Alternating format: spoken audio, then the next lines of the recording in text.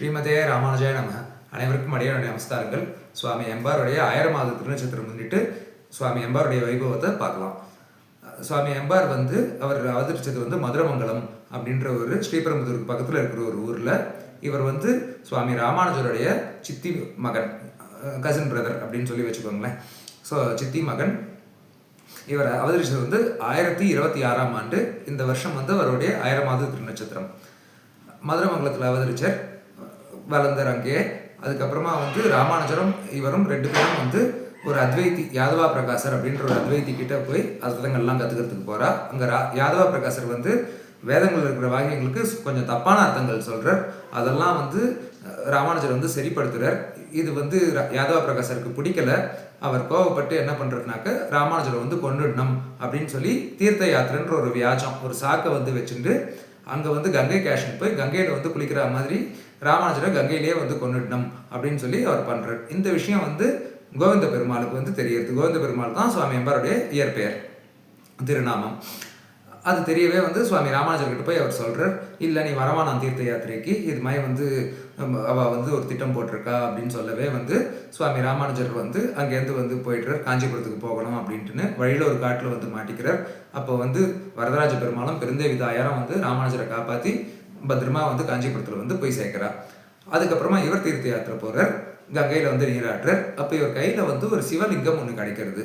யாதவ பிரகாசர் கங்கையில் நீராட்டினவனுக்கு கங்காதரனே கிடச்சிருக்கான் அப்படின்னு சொல்லி, நீ இனிமேல் சிவனை தான் வழிபடணும் அப்படின்னு சொல்லவே அவர் வேற ஒரு சம்பிரதாயத்துக்கு போகிறார், அத்வைத சம்பிரதாயத்துக்கு போகிறார், சிவபூஜைகள் பண்ணுறார்.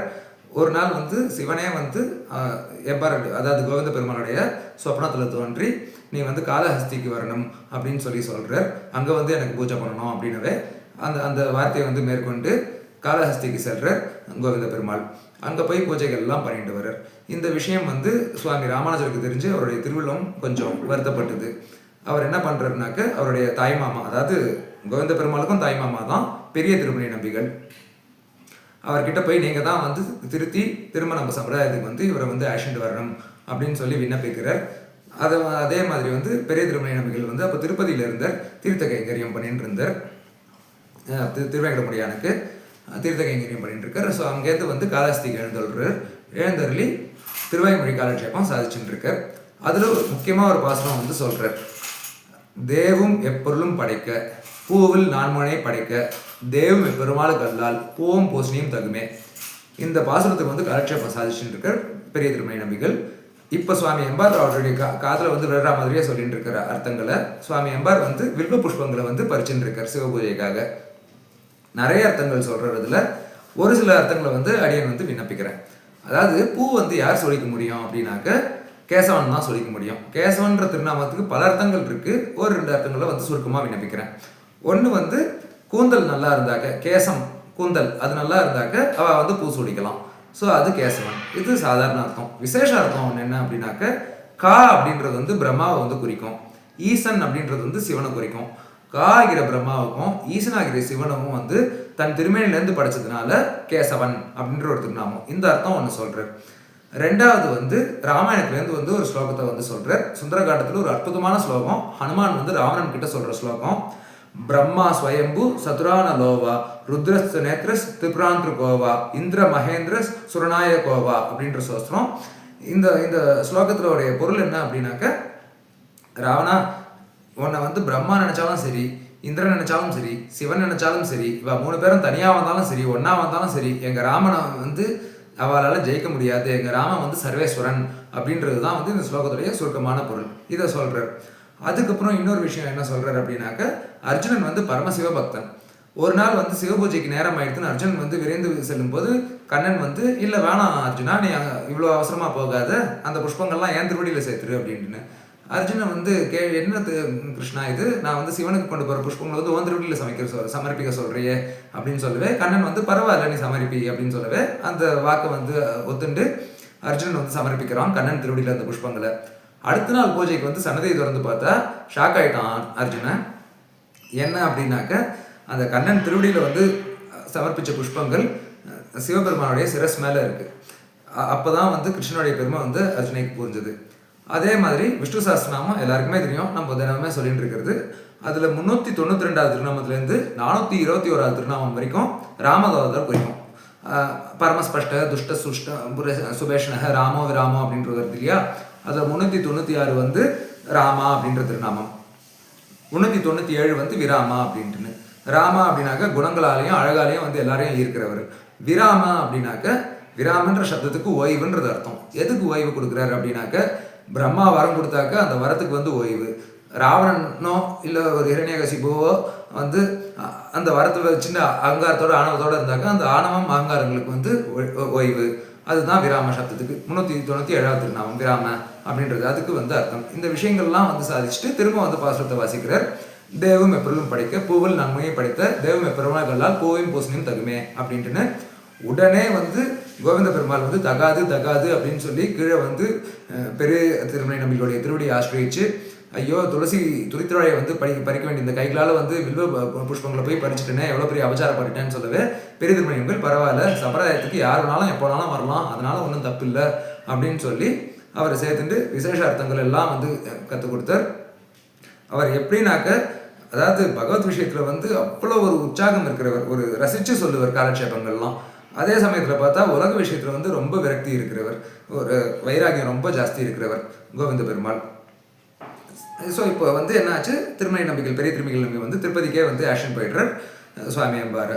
ஸோ ஒரு சில வருஷங்களில் வந்து சுவாமி ராமானுஜனும் வந்து அங்கே திருப்பதிக்கு போகிறார். எதுக்கு அப்படின்னாக்க ராமாயணத்தோடைய விசேஷார்த்தங்கள்லாம் வந்து பெரிய திருமலை நம்பிக்கை கிட்ட வந்து அறிந்து கொள்ள வேண்டும் அப்படின்றதுக்காக ஒரு வருஷம் அங்கே காலட்சேபம் 2 பேருமே கேட்குறா. அப்போது ஆச்சாரிய பக்தி எவ்வளோன்னு பாருங்கள் கோவிந்த பெருமாளுக்கு. பெரிய திருமலை நம்பியோடைய படுக்கை இருக்கு இல்லையா, அதில் அவர் போய் படுப்புறோம். படுத்துட்டு அப்புறம் ஒரு 2 மினிட்ஸ் இருந்துட்டு எழுந்து வந்துடுவார். ஒரு நாள் வந்து இந்த சுவாமி ராமானுஜர் பார்த்துட்டு, இது எவ்வளோ பெரிய அபச்சாரம், ஆச்சாரியனுடைய படுக்கையில் போய் நீ படுக்கிறியே அப்படின்னு சொல்லி கேட்குது. இல்லை அபச்சாரன்றது எனக்கு தெரியும், எனக்கு பாவம் வந்தாலும் பரவாயில்ல, அதில் ஏதாவது புழு பூச்சி இருந்தாக்க ஆச்சாரியனுடைய திருமேனிக்கு வந்து ஏதாவது வந்து பாங்கு வந்துட போகிறது அப்படின்றதுக்காக தான் இதை பண்ணேன் அப்படின்னு சொல்லவே ராமானுஜரே வியந்துட்டு அந்த ஆச்சாரிய பக்தியை பார்த்துட்டு. காலட்சேபம் முடிஞ்சதுக்கப்புறமா பெரிய திருமலை நம்பிகள் வந்து ராமானுஜரை கேட்குறார், உனக்கு ஏதாவது ஒன்று கொடுக்கணும்னு நினைக்கிறேன் ராமானுஜா அப்படின்னு சொல்லவே, நீங்கள் வந்து கோவிந்த பெருமாளே எனக்கு கொடுக்கலாமே அப்படின்னு சொல்லவே கோவிந்த பெருமாளை வந்து திருப்பதியிலேருந்து திருவனந்தத்துக்கு அனுப்பிச்சு வச்சுடுறார் பெரிய திருமலை நம்பிகள்.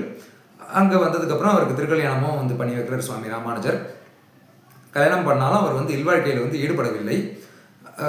ஒரு நாள் வந்து ராமானுஜரே கூப்பிட்டு, நீ வந்து இல்வாழ்க்கையில் ஈடுபடலன்னு எனக்கு தெரியும், போய் அவனுடைய மனைவியோட ஏகாந்தமாக இருந்துட்டு வா அப்படின்னு சொல்கிறார். கோவிந்த பெருமாளும் வந்து போகிறார். கோவிந்த பெருமாளும் போயிட்டு ஏகாந்தமாக இருக்கணும்னு பார்க்குறாரு. அவரால் முடியல. அடுத்த நாள் சுவாமி ராமானுஜர்கிட்ட வந்துட்டு, சுவாமி நீங்கள் ஏகாந்தமாக இருக்க சொன்னீங்க, என்னால் முடியல, எங்கே பார்த்தாலும் எனக்கு வந்து பெருமாள் தான் தெரிகிறார் அப்படின்னு சொல்லவே, சரி உனக்கு சன்னியாச ஆசிரமம் வந்து நான் வழங்குறேன்னு சொல்லி அப்போ தான் வந்து அந்த கோவிந்த பெருமாள் அப்படின்றதுலேருந்து எம்பார் அப்படின்ற திருநாமம் அவருக்கு வருது. எம்பெருமானாருடைய திருவடி நிலையில் இவர் இருக்கவே அதில் ஒரு பாதி பேரை இவருக்கு எம்பார் அப்படின்னு சொல்லி சுவாமி ராமானுஜர் கொடுக்குறார். அதுக்கப்புறமா வந்து பல விஷயங்கள் வந்து பண்ணார், பல காலட்சேபங்கள் சாதிச்சார், பல சிஷ்யர்கள். முக்கியமான ஒரு சிஷ்யர் அப்படின்னாக்க பராசர பட்டர். பராசர பட்டர் யாருனாக்க கூரத்தாழ்வான். அவர் அவ்வளோ பெரிய ஞானி, கிட்டத்தட்ட ராமானுஜருக்கு சமம் அப்படின்னே சொல்லலாம். அவருடைய திருக்குமாரனுக்கே வந்து இவர் ஆச்சாரியனாக இருந்திருக்காரு. அப்போ யோசிச்சு பாருங்க சுவாமி எம்பாருடைய பெருமை எவ்வளோ இருக்கும் அப்படின்ட்டுன்னு. அவ்வளோ விஷயங்கள்லாம் வந்து சாதிச்சார். இது மாதிரி காலங்கள் போச்சு. அதுக்கப்புறமா ஒரு 2 கிரந்தங்கள் வந்து அருளி செய்திருக்கார். ஒன்று வந்து விஞ்ஞான ஸ்துதி கிரந்தம்னு பார்த்தா அதுதான் விஞ்ஞான ஸ்துதின்னு ஒரு கிரந்தம் அருளி செய்திருக்கார். இன்னொன்று வந்து ராமானுஜருடைய திருமணி அழக போற்றி ஒரு பாட்டு வந்து ஒன்று பாடியிருக்கார். பற்பல அப்படின்னு சொல்லக்கூடிய பாட்டு, எல்லாருக்கும் தெரிஞ்ச பாட்டு தான். முடியும் போது இல்லை எனக்கு கெடுறே அப்படின்னு சொல்லி வர பாட்டு. ஸோ இதுதான் அவருடைய வைபவம். இப்போ அவருடைய வாழி திருநாமம் பார்க்கலாம். பூவளரும் திருமகளால் பொலிவுற்றோன் வாழியே, பொய்க முதல் 11 கலை பொருள் உரைப்போன் வாழியே, மாவளாரும் பூதூரான் மலர்பதித்தோன் வாழியே, மகரத்தில் புனர்பூசம் வந்துதித்தோன் வாழியே, தேவம் எப்பொருளும் படைக்க திருந்தினான் வாழியே, திருமணி நம்பிக்கை அடிமை செய்யும் அவன் வாழியே, பாவியர்கள் கலவியருள் பகலொன்றான் வாழியே, பட்டர்தொருள் மெம்பார் பொற்பதம் 2 வாழியே.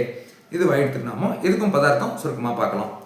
பூவளரும் திருமகளார் பொறியுற்றோன் வாழியே. பூவளரும் திருமகளார் அப்படின்னாக்க மகாலட்சுமி பெரிய பிராட்டி. அவருடைய அந்த பிராட்டியுடைய கலாட்சம், அவருடைய கலாட்சம் நிறைய இருக்குது வந்து சுவாமி எம்பா இருக்குது. அதை தான் வந்து பூவளரும் திருமகளார் பொலிவுற்றோன் வாழியே. அடுத்தது பொய்கை முதல் 11 கலை பொருள் உரைப்போன் வாழியே. பொய்கை ஆழ்வார் முதல் ஆழ்வார், கடைசி ஆழ்வார் திருமங்கை ஆழ்வார். 10 ஆழ்வார்களுடைய எல்லா பாசுரங்களையும் வந்து அருமையாக வந்து ரசித்து சொல்லுவார். அதுதான் வந்து பொய்கை முதல் பதின்மர். பதின்மர் அப்படின்னாக்க 10 பேர்னு அர்த்தம். பொய்கை முதல் பதின்மர்களை பொருளறிப்போன் வாழியே. அடுத்தது மாவளாரும் பூதூரான் மலர்பதித்தோன் வாழியே. மா அப்படின்னாக்க மிருகம் அப்படின்னு சொல்லி இந்த இடத்துல அர்த்தம். மாவளாரம்னாக்க அந்த ஸ்ரீபெரும்புதூரில் அந்த காலத்தில் நிறைய சோலைகள்லாம் இருந்திருக்கு, அங்கே நிறைய மிருகங்கள்லாம் இருந்திருக்கு. பூதூரான் அப்படின்றது வந்து ஸ்ரீபெரும்புதூரை அவதரிச்ச ராமானுஜரை குறிக்கும். அதுதான் மாவளாரும் பூதூரான் மலர்பதித்தோன் வாழியே. அவருடைய மலர்பதத்தோன் வாழியே அப்படின்னாக்க சுவாமி ராமானுஜரை திருவடியாவே வந்து விளங்கினர் சுவாமி எம்பார். அடுத்தது மகரத்தில் புனர்பூசம் வந்துதித்தோன் வாழியே. மகரம் அப்படின்னாக்க தை மாசம், அந்த தை மாசம் புனர்பூசம் வந்துதித்தோன் வாழியே. அடுத்து தேவம் எப்பொருளும் படைக்க திருந்தினான் வாழியே. தேவம் எப்பொருளும் படைக்க, அந்த பாசத்தை வந்து கேட்கவே தானே திருந்தினார், அதுதான் வந்து தேவம் எப்பொருளும் படைக்க திருந்தினான் வாழியே. திருமணி நம்பிக்கை அடிமை செய்யும் அவன் வாழியே. திருமணி நம்பிக்கை வந்து அவ்வளோ அடிமை செஞ்சார் ஆச்சாரியனுக்கு, எப்படி இருக்கணும் ஒரு சிஷ்யன் அப்படின்றத காமிச்சார், அதை தான் சொல்கிறேன். அடுத்தது பாவையர்கள் கலவியர் இருள் பகலொன்றான் வாழியே. அவரால் வந்து இந்த பாவையர்கள் கலவி அது போன்ற அவரால் கலக்கிறதெல்லாம் முடியல, ஏன்னா எங்கே பார்த்தாலும் அவருக்கு பெருமாள் தான் தெரியுறார், அதை தான் சொல்லியிருக்கா. கடைசியாக வந்து பட்டர் தொழும் எம்பார் பொற்பதம் இரண்டும் வாழியே. பராசர பட்டர் வந்து தொடர் எம்பார் அவருடைய பொற்பதம் இரண்டும் வாழியே, அவருடைய தங்க தாமரை திருவடிகள் அது வந்து வாழியே அப்படின்னு சொல்லி சொல்கிறார். சுவாமி எம்பார் திருவடிகளே சரணம்.